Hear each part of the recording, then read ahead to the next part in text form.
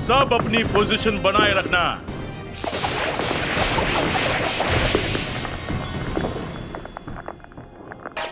जरा संभल के मेरे भाई, बेवजह इतनी सारी हत्याएं, इससे क्या फायदा है? तुम मेरी बात मानो या ना मानो, युद्ध की शुरुआत इसलिए हुई क्योंकि एक इंसान मारा गया था। रुको, क्या सिर्फ एक इंसान के कारण करोड़ों लोग मारे गए? हाँ, शायद मैंने कुछ आसानी से समझा दिया। अच्छे से बताओ, आखिर क्या हुआ था?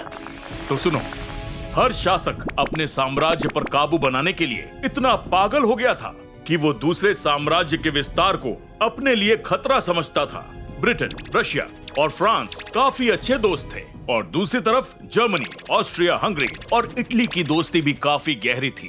एक मिनट रुको, इटली? लेकिन वो तो अब हमारे साथ है।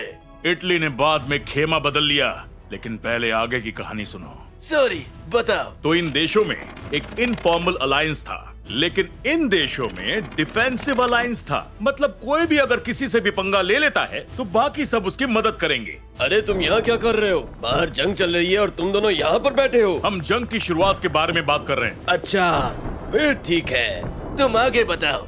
हर कोई घबराया हुआ था या सत्य का भूखा था या आपस में दोस्ती या दुश्मनी थी? पर तुमने कहा ये सब शुरू इसलिए हुआ क्योंकि एक इंसान मारा गया था। मिलिए आर्कड्यूक फ्रांस फर्डिनेंड से। क्या? ये हमें फ्लैशबैक में ले जा रहा है। ओह, फ्रांस फर्डिनेंड ऑस्ट्रिया का राजकुमार था, मजेदार इंसान था। सुनिए अंकल जो, मेरा मतलब सम्राट जोसेफ जी, मैं बताने आया था कि हमारे एक प्रांत में थोड़ा सर्बियाई राष्ट्रवाद चल रहा है। मैं अपनी सेना के साथ जाकर अपनी ताकत दिखा कर आता हूँ। जाओ मजे करो, लेकिन थोड़ा संभल कर, हाँ? क्योंकि सर्बियाई संगठन है जो तुम्हें मारने की कोशिश कर सकता है। नाम है द ब्लैक हैंड। उनसे बच के रहना। ओके, कोई नहीं, मैं उनसे भी निपट लूंगा। ब्लैक हैंड संगठन फ्रांस फर्डिनेंड और उसकी बीवी तक पहुंच गए। दोनों की गोली मारकर हत्या कर दी गई और उसी के बाद इस युद्ध की शुरुआत हुई। उन्होंने उसकी बीवी को भी मार दिया? ये क्या? वो भी काफी निर्दयता से। तुम्हारी शादी हो गई ना? हाँ, 2 बेटियां भी है। मैं अपनी छोटी बेटी से मिल भी नहीं पाया इस युद्ध की वजह से, और इसलिए मैं इस युद्ध से जिंदा बच निकलने के लिए जी जान लगा। ओए, तू यहाँ कहाँ से आ गया? ये ले, तेरा काम तमाम।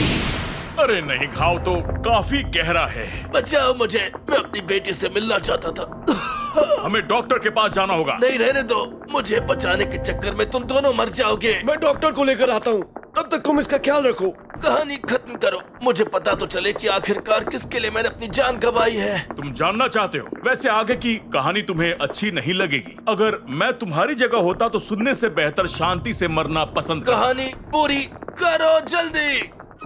तो सुनो, पहले तो उन लोगों ने इस बात की परवाह नहीं की कि फ्रांस मारा गया है।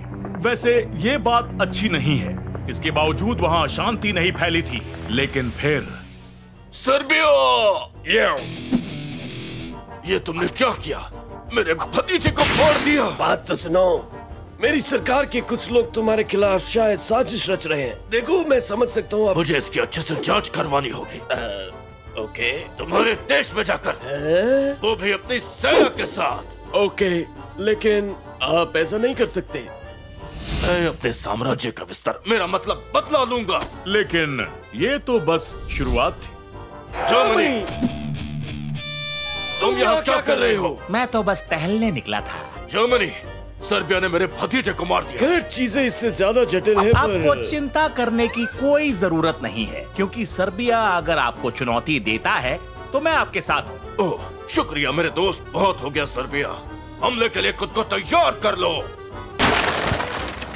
रशिया, तुम यहाँ क्या कर रहे हो? मैं तो बस टहलने निकला था। रशिया, ये मुझ पर हमला करने वाले हैं। वो इसलिए क्योंकि इसने मेरे आपके भतीजे को मार दिया। गाइस प्लीज ऐसा मत करो, मुझे सर्बिया पसंद है और अगर तुमने इस पर हमला किया तो मुझे भी अपनी सेना की ताकत मजबूरन दिखानी पड़ेगी, वो भी तुम पर। लेकिन अगर तुम हमला करोगे ऑस्ट्रिया हंगरी पर तो मैं तुम पर हमला करूंगा, समझे? इसका मतलब ये है। रुको, मैंने हमला तो कहा ही नहीं।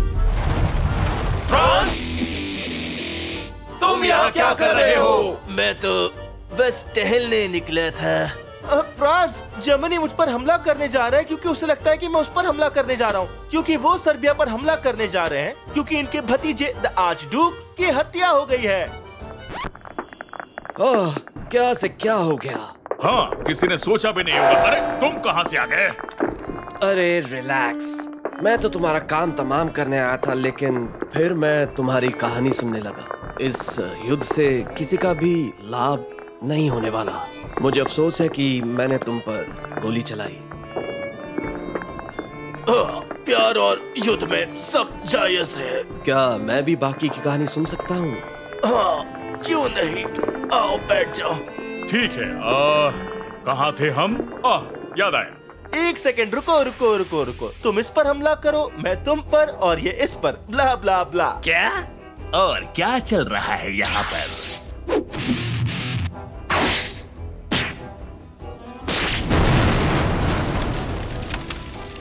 आउच! क्या तुमने बेल्जियम के जरिए मुझ पर हमला किया है? खैर, इससे पहले कि तुम मुझ पर हमला करते, मैंने हमला कर दिया। बात तो सही है। रुको, लेकिन अगर तुमने बेल्जियम पर हमला किया, तुम यहाँ क्या कर रहे हो? हाँ, बहुत हुआ ये सब। मुझे खबर मिली है कि तुमने मेरे दोस्त बेल्जियम पर हमला किया है। देखो, बात यह है कि रुको, मुझे केस करने दो। तुम्हारा उनके साथ एक गठबंधन है। हाँ, खैर, फिलहाल के लिए तो मैं किसी का साथ नहीं दे रहा। तो कुछ इस प्रकार से ही इस युद्ध की शुरुआत हुई। लगता है ये कहानी सुनते सुनते ही शहीद हो गया। बेचारा पूरी कहानी भी नहीं सुन पाया। ओह, शायद ये अच्छे के लिए ही हुआ। ये काफी दर्दनाक कहानी है।